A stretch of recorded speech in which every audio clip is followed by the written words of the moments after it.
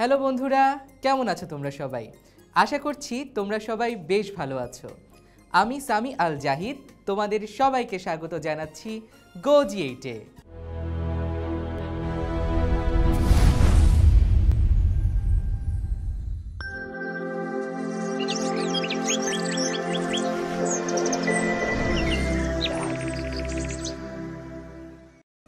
বন্ধুরা, আজকের পর্বে আমরা একাদশ দ্বাদশ শ্রেণীর জীববিজ্ঞান দ্বিতীয় পত্র বইয়ের একাদশ অধ্যায় অর্থাৎ জিনতত্ত্ব ও বিবর্তন নিয়ে আলোচনা করব।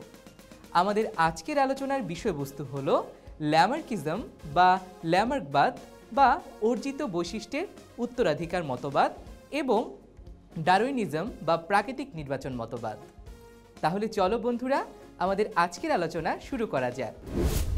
বন্ধুরা, মন্থর গতিসম্পন্ন ও প্রতিনিয়ত পরিবর্তনের মাধ্যমে সরলদেহী জীব থেকে জটিল জীবের আবির্ভাবকে বিবর্তন বলে। বিবর্তনের ইংরেজি প্রতিশব্দ হল ইভলিউশন। এই শব্দটি প্রকৃতপক্ষে ল্যাটিন শব্দ ইভলভেট থেকে উৎপত্তি লাভ করেছে, যার অর্থ বিকশিত হওয়া বা ধীরে ধীরে উন্মুক্ত হওয়া। জৈব বিবর্তনের প্রধান দুটি মতবাদ হল ল্যামার্কবাদ ও ডারউইনবাদ। এখন আমরা এই বিষয়ে আলোচনা করব। বন্ধুরা, ল্যামার্ক একজন ফরাসি দার্শনিক ও প্রকৃতি বিজ্ঞানী ছিলেন। তার মতবাদটি অর্জিত বৈশিষ্ট্যের উত্তরাধিকার মতবাদ নামে অভিহিত। ল্যামার্কের বিস্তৃত ধারণাকে চারটি সূত্রের অধীনে ব্যাখ্যা করা যায়। যেমন, প্রথম সূত্র হল বৃদ্ধি সম্পর্কিত। প্রত্যেক জীব তার জীবনকালে অন্তঃজীবনী শক্তির প্রভাবে দেহের আকার এবং অঙ্গ প্রত্যঙ্গের বৃদ্ধি ঘটাতে চায়। দ্বিতীয় সূত্র হল পরিবেশের প্রভাব এবং জীবের সক্রিয় প্রচেষ্টা ও আঙ্গিক পরিবর্তন সম্পর্কিত। সদা পরিবর্তনশীল পরিবেশে অভিযোজনের জন্য সৃষ্ট অভাববোধের উদ্দীপনা এবং নিরন্তর প্রচেষ্টার ফলে দেহের আঙ্গিক পরিবর্তন ঘটে। বন্ধুরা, তৃতীয় সূত্র হল ব্যবহার ও অব্যবহার। এর মানে ক্রমাগত ব্যবহারের ফলে দেহের একটি বিশেষ অঙ্গ সুগঠিত, কার্যক্ষম ও বড় হতে পারে। আবার অব্যবহারে অঙ্গটি ক্রমশ ক্ষুদ্র হয়ে বিলুপ্ত হয়ে যায়। বন্ধুরা, চতুর্থ সূত্র হল অর্জিত বৈশিষ্ট্যের উত্তরাধিকার। প্রতিটি জীবের জীবদ্দশায় অর্জিত সকল বৈশিষ্ট্য ভবিষ্যৎ বংশধরে সঞ্চারিত হয়।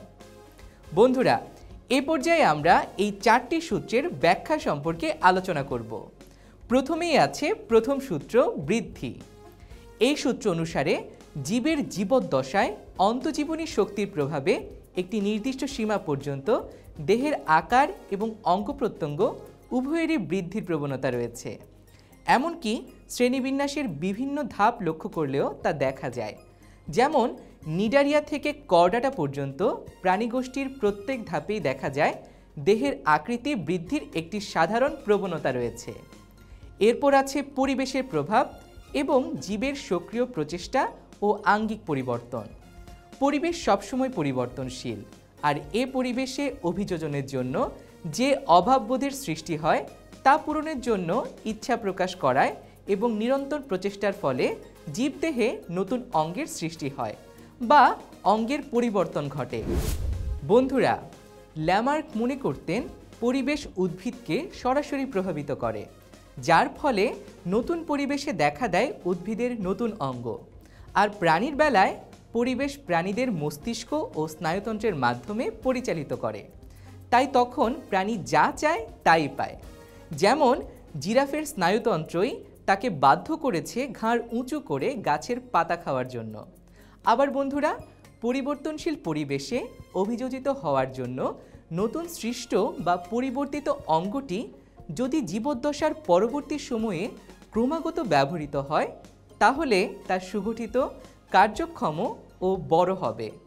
অন্যদিকে জীবদ্দশার পরবর্তী সময়ে যদি অঙ্গটি অব্যবহারে তা ক্রমশ কার্যক্ষমতা হারিয়ে ছোট হতে থাকে, তাহলে অবশেষে তা বিলুপ্ত হয়ে যায়।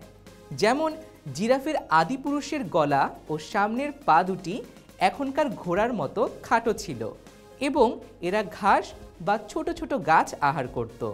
এরপর বিভিন্ন কারণে, প্রাকৃতিক কারণে চরণভূমির অভাব ঘটলে উঁচু ডালপালা থেকে পাতা খাওয়ার জন্য জিরাফের ইচ্ছা সৃষ্টি হয় এবং প্রয়োজন অনুসারে জিরাফের গলার দৈর্ঘ্য বংশ পরম্পরায় একটু একটু করে বাড়তে থাকে। এভাবে করে বর্তমান যুগের লম্বা গ্রীবাধারী জিরাফের উদ্ভব ঘটেছে। বন্ধুরা, এবার আসি অব্যবহারে। তোমরা জেনে অবাক হবে যে উট পাখির পূর্বপুরুষেরা আগে উড়তে পারত, কিন্তু ওদের ডানা দুটি ক্রমাগত অব্যবহারের ফলে ধীরে ধীরে নিষ্ক্রিয় অঙ্গে পরিণত হয়েছে। বন্ধুরা, প্রতিটি জীবের জীবদ্দশায় অর্জিত সকল বৈশিষ্ট্য ভবিষ্যৎ বংশধরে সঞ্চারিত হয়। এভাবে বংশ পরম্পরায় পরিবর্তিত চরিত্র সঞ্চারিত হতে থাকে এবং নতুন নতুন পরিবর্তিত বৈশিষ্ট্য অর্জিত হতে থাকে। ফলে দীর্ঘ সময়ের ব্যবধানে একটি প্রজাতির সদস্যদের সাথে এদের পূর্বপুরুষদের আর তেমন মিল থাকে না, অর্থাৎ এক নতুন প্রজাতির উদ্ভব ঘটে। এটিই হলো অর্জিত বৈশিষ্ট্যের উত্তরাধিকার। বন্ধুরা, এ পর্যায়ে আমরা আলোচনা করব ডারউইনবাদ সম্পর্কে। চার্লস রবার্ট ডারউইন একজন ব্রিটিশ প্রকৃতিবিজ্ঞানী ছিলেন। 1859 সালে প্রকাশিত origin of species by means of natural selection নামক গ্রন্থে তিনি অভিব্যক্তি সম্পর্কে তার মত প্রকাশ করেন। এই মতবাদ প্রাকৃতিক নির্বাচন মতবাদ বা ডারউইনিজম নামে পরিচিত। তার মতবাদের 6টি ঘটনা প্রবাহ রয়েছে। এখন আমরা এ সম্পর্কে আলোচনা করব। বন্ধুরা, প্রথমেই আছে বংশবৃদ্ধির উচ্চ হার। প্রাণী এবং উদ্ভিদ নির্বিশেষে জ্যামিতিক হারে বংশবৃদ্ধির প্রবণতা দেখায়। এর ফলে বাঁচার সম্ভাবনা সম্পন্ন জীবের সংখ্যার চেয়ে জন্ম নেওয়ার সংখ্যা দাঁড়ায় বহুগুণ বেশি। যেমন একটি স্যামন মাছ এক ঋতুতেই 2,80,00,000 ডিম পাড়ে। সমস্ত ডিম যদি পূর্ণাঙ্গ প্রাণীতে পরিণত হয় এবং ডিম পাড়ে, তবে পৃথিবীর জলভাগ কয়েক বছরের মধ্যেই কেবল এক প্রজাতির প্রাণী দিয়ে পূর্ণ হয়ে যাবে। এরপর আছে খাদ্য ও বাসস্থানের সীমাবদ্ধতা। তোমরা নিশ্চয়ই জানো প্রাকৃতিক খাদ্যবস্তুর উৎপাদন হার এবং ভূপৃষ্ঠের আয়তন সীমিত। এই অবস্থায় জীবের জ্যামিতিক হারে বংশবৃদ্ধির ফলে এদের ভেতর পর্যাপ্ত আহার ও যোগ্য বাসস্থানের জন্য প্রতিযোগিতা শুরু হবে, অর্থাৎ এরা প্রাকৃতিক বাধার সম্মুখীন হবে। বন্ধুরা, এরপর আছে জীবন সংগ্রাম। বন্ধুরা, ডারউইনের মতে প্রাকৃতিক বাধা কার্যকর হয় জীবন সংগ্রামের মাধ্যমেই। একদিকে ক্রমাগত বংশবৃদ্ধি, অন্যদিকে পরিমিত খাদ্য ও বাসস্থানের যোগান সবকিছু মিলিয়ে জীবনকে প্রবল প্রতিযোগিতার মুখে ঠেলে দেয়। এর ফলে বেঁচে থাকার উপযুক্ত জীব বাছাই হয়ে যায়। এটি জীবন সংগ্রাম বা অস্তিত্বের জন্য সংগ্রাম। যেমন বটগাছের নিচে লক্ষ লক্ষ বীজ পতিত হলেও এই গাছের নিচে সাধারণত বটের চারা দেখতে পাওয়া যায় না, কেননা এত বিপুল সংখ্যক বীজের অঙ্কুরোদ্গমের জন্য পর্যাপ্ত উপাদান গাছতলায় স্বল্প স্থানে থাকে না, বরং অতি স্বল্প সংখ্যক বীজ পাখি বা অন্য মাধ্যম দ্বারা বাহিত হয়ে কোনো ফাঁকা জায়গায় পতিত হলে সেখানে চারা গজায় এবং পরিণতি লাভ করে। এটি হলো আন্তঃপ্রজাতিক সংগ্রামের উদাহরণ। বন্ধুরা, ব্যাঙ একদিকে কীটপতঙ্গ ভক্ষণ করে, অন্যদিকে এরা সাপ কর্তৃক ভক্ষিত হয়। আবার ময়ূর কর্তৃক ব্যাঙ এবং সাপ উভয়ই ভক্ষিত হয়। এভাবে নিতান্ত জৈবিক কারণে বিভিন্ন প্রজাতির মধ্যে খাদ্য খাদক সম্পর্কযুক্ত একটি নিষ্ঠুর কিন্তু বাস্তব জীবন সংগ্রাম গড়ে ওঠে, আর এটি হলো আন্তঃপ্রজাতিক সংগ্রাম। বন্ধুরা, আরও এক ধরনের সংগ্রাম হলো পরিবেশগত সংগ্রাম। জীব যে পরিবেশে বাস করে সেখানে জীব যে প্রতিকূলতার সম্মুখীন হয় তা থেকে রক্ষার জন্য যে সংগ্রাম করে তাকে পরিবেশগত সংগ্রাম বলে। যেমন অনাবৃষ্টি, অতিবৃষ্টি, ভূমিকম্প, সাইক্লোন, জলোচ্ছ্বাস, অধিক তাপ ও শৈত্য, মহামারী, প্লাবন ইত্যাদি প্রাকৃতিক বিপর্যয় জীবকুলকে ব্যাপক ক্ষতি করে। বরফ যুগের কবলে পড়ে ডাইনোসর সহ অনেক প্রজাতি বিলুপ্ত হয়ে গেছে। এভাবে প্রকৃতি তার ভারসাম্য বজায় রাখার জন্য এ ব্যবস্থা নিয়ে থাকে। বন্ধুরা, আমাদের আজকের আলোচনা এ পর্যন্তই। দেখা হবে পরবর্তী এপিসোডে নতুন কোনো টপিক নিয়ে। সে পর্যন্ত সবাই ভালো থেকো, সুস্থ থেকো এবং অবশ্যই গোজিয়েটের সাথেই থেকো।